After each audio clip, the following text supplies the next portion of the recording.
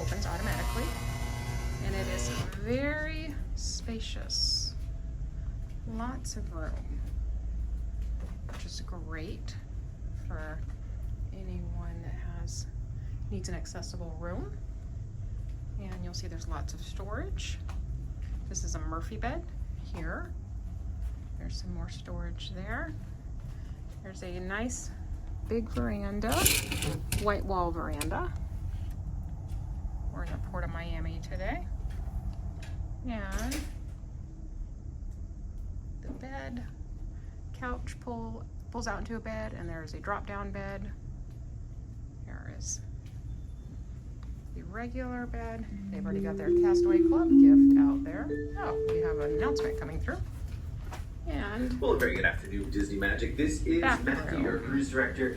On behalf of Captain Robert and the entire Disney Cruise Line family, it is an honor and pleasure to welcome you on board.